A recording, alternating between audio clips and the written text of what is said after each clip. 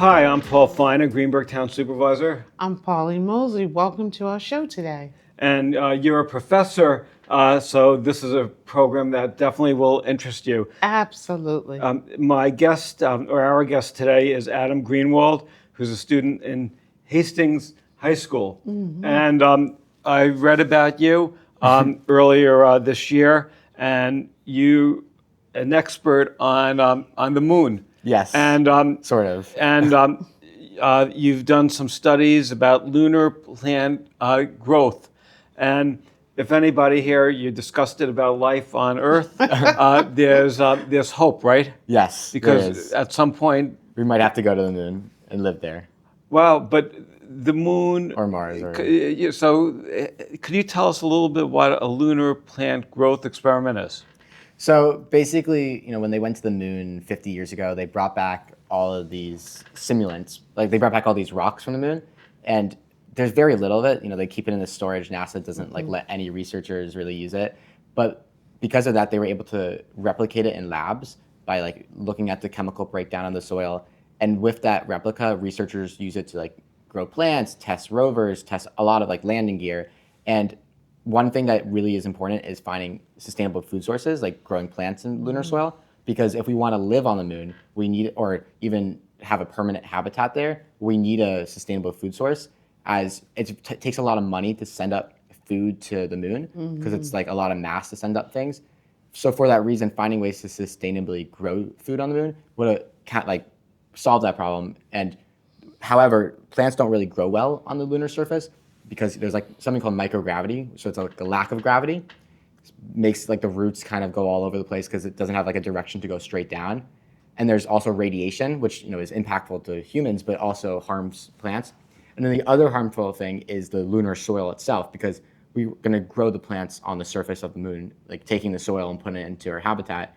And that soil is very toxic to plants because it has a lot of toxic chemicals, metals, and other things that aren't usually in Earth soil. So finding ways to make that soil better by adding compost or worms like I did is one way to possibly solve this issue and find a way to grow sustainable food sources on the moon. That is so interesting. It is. Can you tell us a little bit about your research and how you got into this, Adam, and tell us about your research project that you were selected, I believe, 20 out of 800 students. Yes. Just congratulations. Thank you. So I'll answer why I got into this first. So basically, I always gardened with my dad, in the spring around now, and then I was always interested in space. And then there's this program at my school called Science Research. It's a 2-year program where in junior year you go in and you research some topic. You look at really peer-reviewed articles by professors across different universities, and then you do the research over the summer. And then in the senior year, you present your work at these competitions. So going into junior year, I didn't really know what I wanted to do, but I knew I liked these two topics of plants and space. And then I realized there was this whole field called astrobiology, which is plants in space.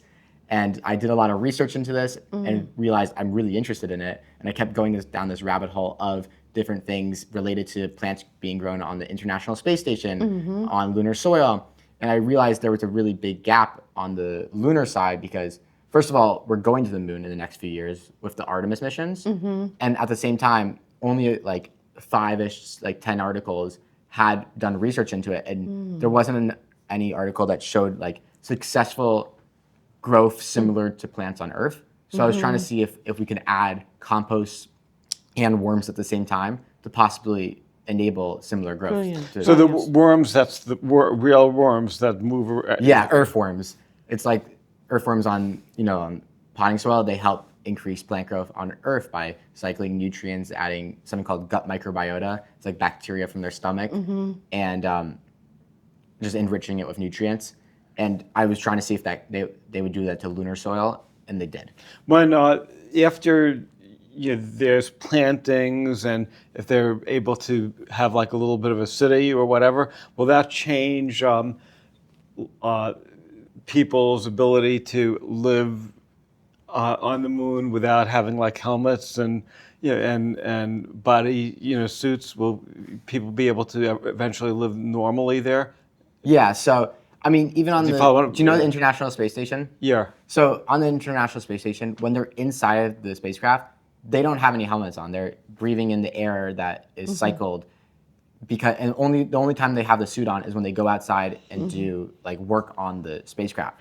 On the moon, it's gonna be the same thing. They're gonna be in a habitat, and in the habitat, they're not gonna have their helmet on. They're But gonna will be it be a covered yeah, habitat? It has to be covered, yes, right? Yes, it has to be I don't know if a vacuum, but a habitat where it's fully like circulated, enclosed. That's the word. Could you see ever it not being enclosed or not really? I mean, that's the issue with the moon itself. With it's the temperature goes from like I think 200 degrees Celsius to negative 100 degrees Celsius. I mean, I'm getting those numbers wrong, but it's a very drastic change that humans cannot live on. And then there's also the radiation, and there's also the lack of gravity and the lack of oxygen. Like you have to have these aspects of an atmosphere to be able to survive, because that's what we're used to. After what colleges do you think you'll go to? I'm going to Cornell. That's University. great. And after that, what's your goal in life? I mean, I kind of want to, I want to be an engineer. I kind of want to design the habitats for the moon, the enclosures, the hardware for these plant experiments, making them like where waters, automatic watering systems or satellites, rovers, stuff like that, that includes this like space biology aspects.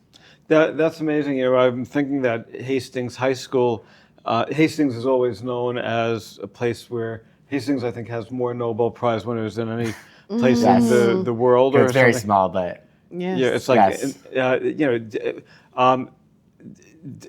did the school district help you a lot, preparing you for this future?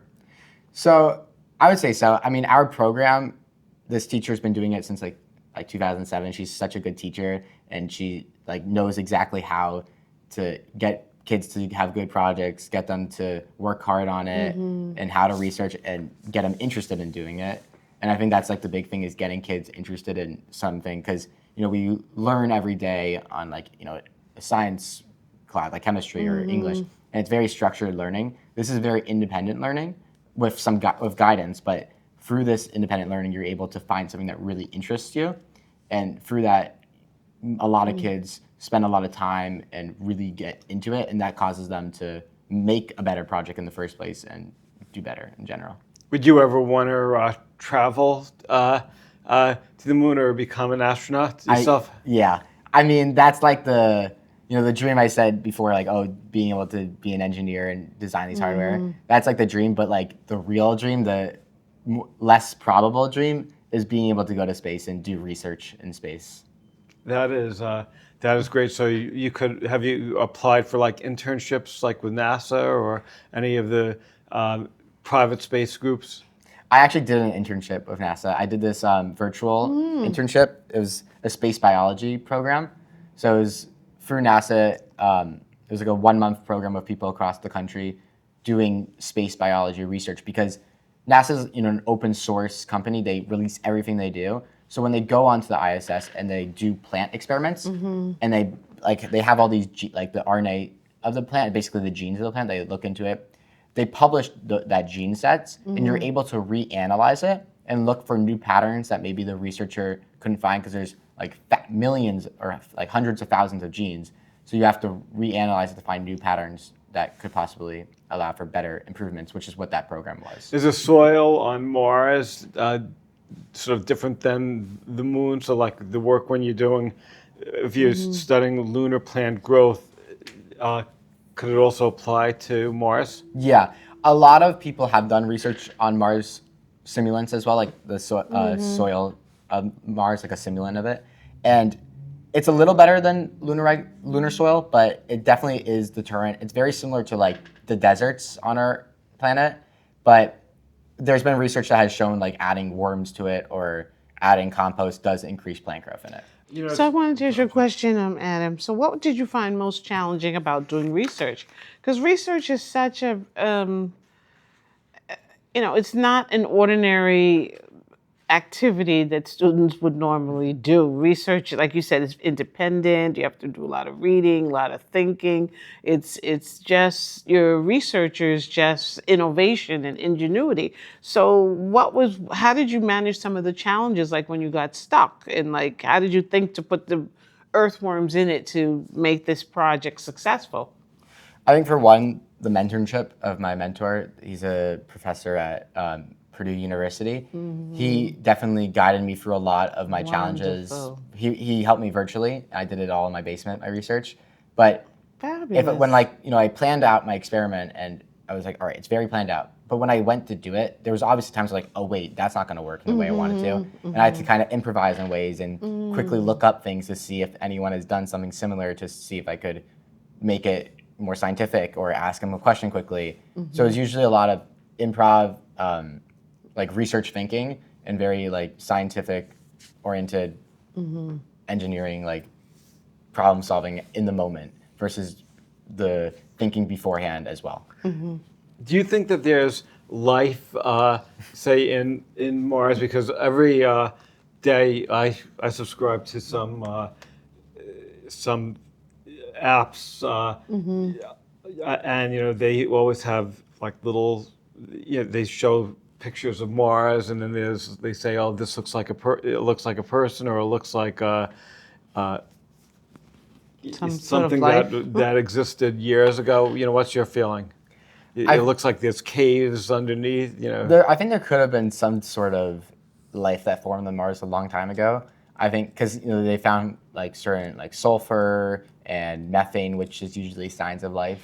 But if it was life, it probably isn't what we think of it as, and it definitely wasn't like, it was probably more like microbes and like bacteria, if I had to make a guess. And what about life anywhere on other planets? What's your thought? Probably similar, but it's hard to know because we know more about Mars. If we like other planets that we think could have life, we don't really know how their atmosphere is like and how specific the planet is. And I mean, life could be so different on those planets than we can even like comprehend, or there's no life at all. But if I had a feeling there is some sort of life out there, but not in the way we think of it, and we don't know if it's sentient in the way we think of it, or if it's just some small bacteria that, like is a disease or helps plants grow, something like that. You know what I mean? In terms of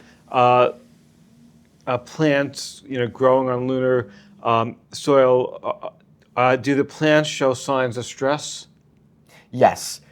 I mean, that was a big thing. A lot of research has been done on plants in lunar soil without treatments, and a lot of them always show plants have a lot of stressors. They have a lot of bad impacts, like from the toxic chemicals I was saying before. It really impacts the plant growth in horrible ways that makes it reduce growth, makes it turn like different colors or things that aren't normal on Earth, which adding compost or worms can help prevent. And in terms of future lunar missions, how much has already been done, and what needs to be done that hasn't been done yet? Dealing with lunar soil.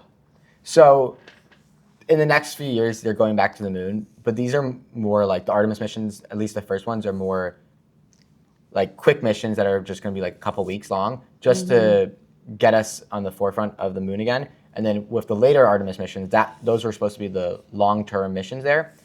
And on these smaller ones, they're going to be growing plants and seeing how they're impacted by the moon itself to find ways to remediate those impacts on the longer missions.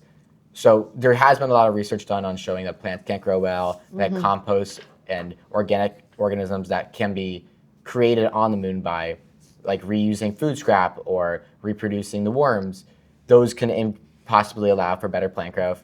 But being able to do it like on a small scale on these smaller missions is very important to see how it would allow for increased plant growth and sustainable food sources on permanent missions. So when you attend Cornell, congratulations on getting into Cornell. That's a very impressive accomplishment.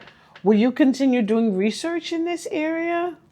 I'm not sure how involved Cornell is with this research because it's such a niche field, but Right. I do want to, in some way, Continue do it. engineering, be able to design the hardware for these projects. see. Either if that's internships Wonderful. with NASA, internships with other universities. I do definitely want to still stay in this field of space biology through engineering. So do you have a website? So if our viewing audience wanted to learn more about this, or maybe there's a researcher professor would like to work with you or reach out to you, how could they contact you, Adam? I guess by email or like LinkedIn. Okay, so what is your email? My email is adamgreenwald123@gmail.com.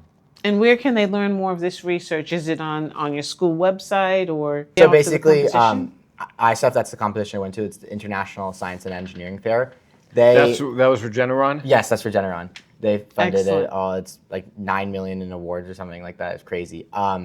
They have this project board online where you could, basically if you look up like ISEF 2025 projects, it'll come up with a whole database of all the different projects. And if you look up my name, Adam Greenwald, you'll see a video by me presenting my work. You'll see a small slideshow about this work and my abstract.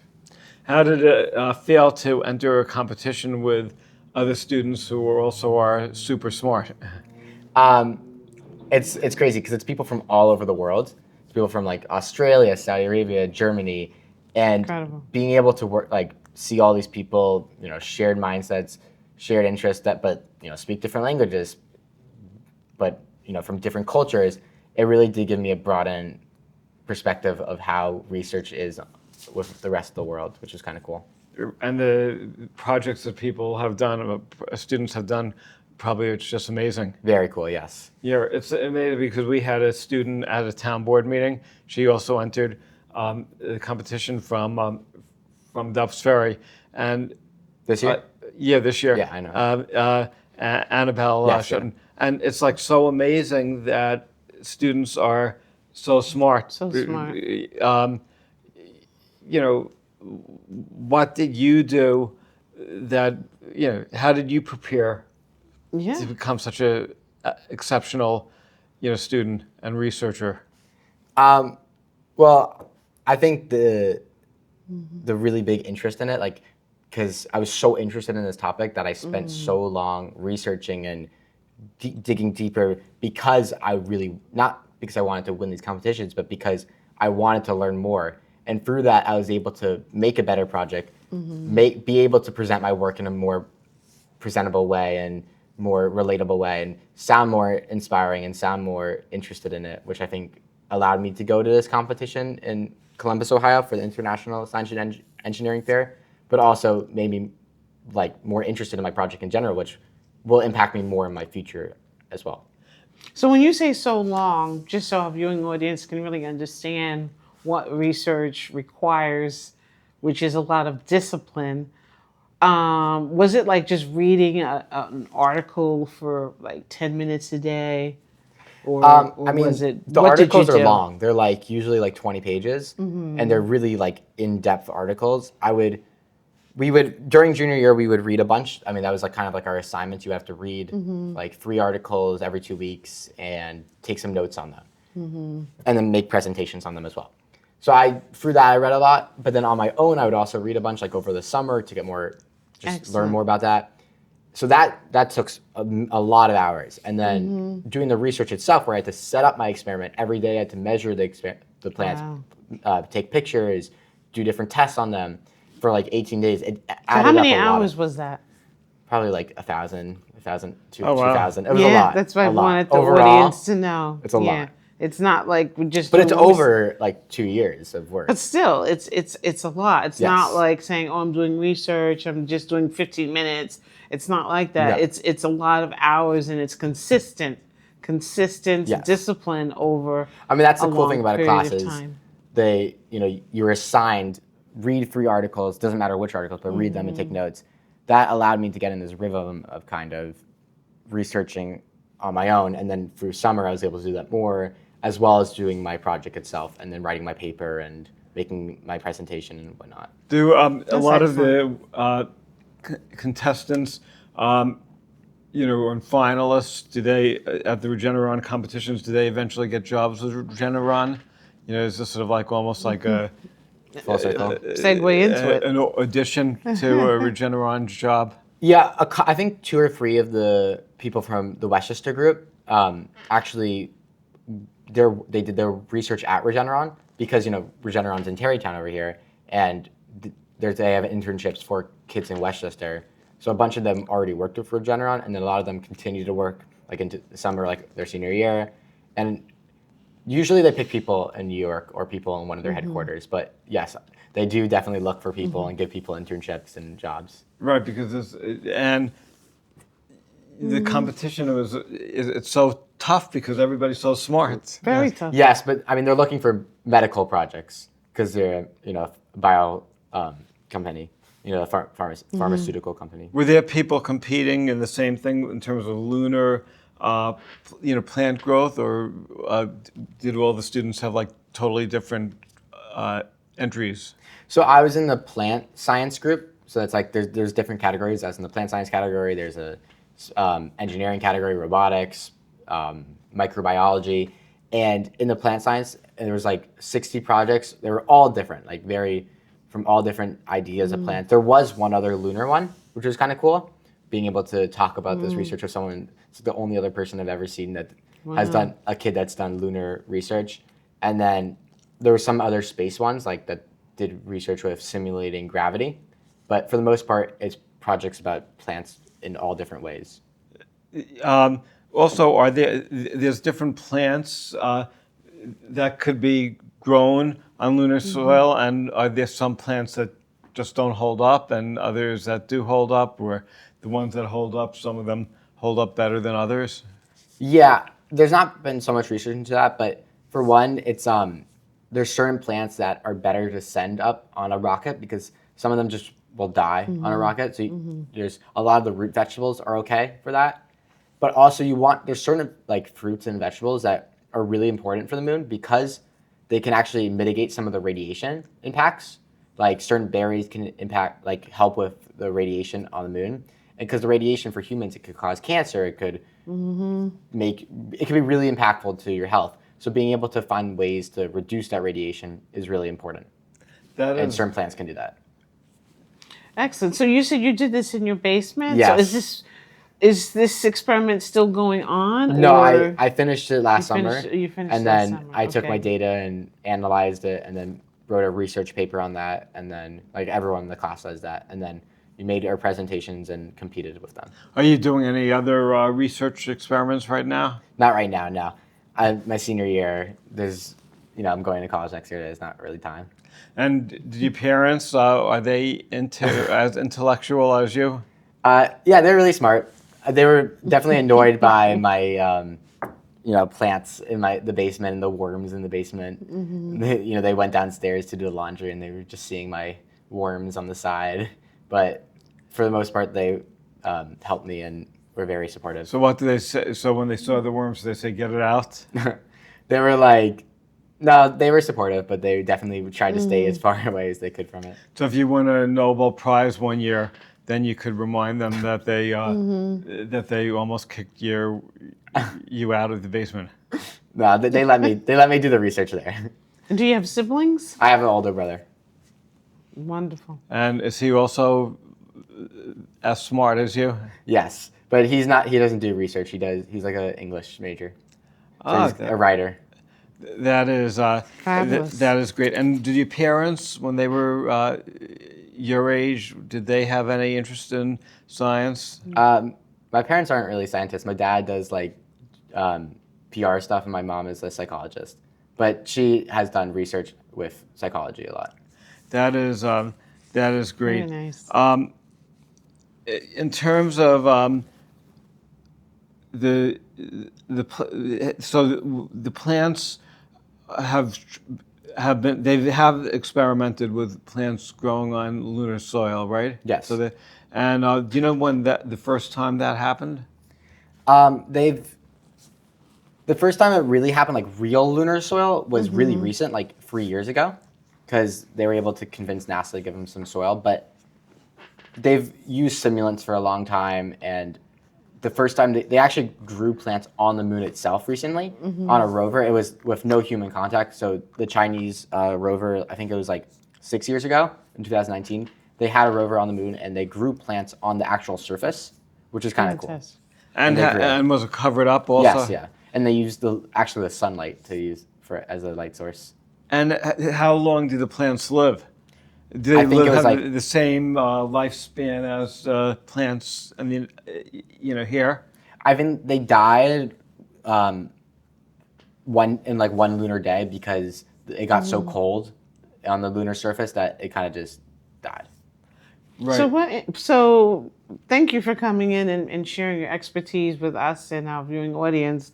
But what advice would you give to other students that are thinking about doing research, but maybe they're frightened, they're nervous, they don't know if their experiment's going to work? What advice would you give them?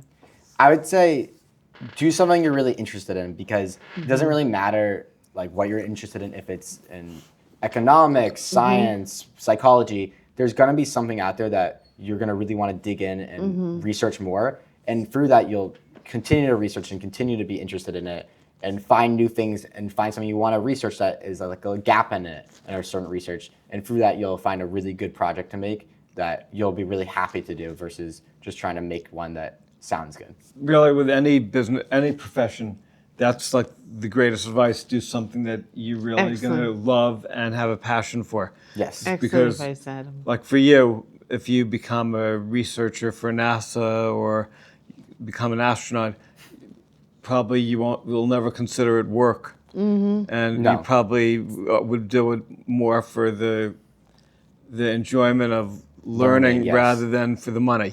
Yes, that's like the big thing about astronauts or people in NASA. They can always learn from each other, and they always are learning new research or helping other people do research or not even doing their own research, but continuing on other people's, because they want to learn new things from all over different fields. Well, I have a feeling that I'll be reading about you Absolutely. in the future. Absolutely. And then I'll put on my resume that I interviewed you. That will be one of my highlights. Same here. But, so who knows? Maybe you'll win a Nobel Prize one day. Maybe. So this is really exciting. And, I definitely learned a lot. And I'm so glad that you're here. Is there Thank anything you. that we didn't cover? We only have another minute. I don't know. I think that was everything. I think just maybe as a final understanding of my project, understanding that sustainable food sources are the thing that's really important for lunar missions, because without them, we can't survive on the moon or stay there for a very long time and do the research we need to, which is why research into this field of astrobotany is so important. And could you just remind everybody, you entered the Regeneron Competition. Yes. How did you do, and what was it? So everyone in Westchester that does research competes in the Westchester Science and Engineering Fair, and there's around 800 kids there that compete, and the top 20 placing in there go to the International Science and Engineering Fair, and there they compete with people from all over the world. That's great. Fantastic. And I was one of the top 20 at Westchester. That's Yes. amazing. Congratulations Thank you. again. So good luck, and I'll be reading about you. Thank you. You have a great semester at Cornell. All the best to you, Adam. Thank you so much. Have a nice day.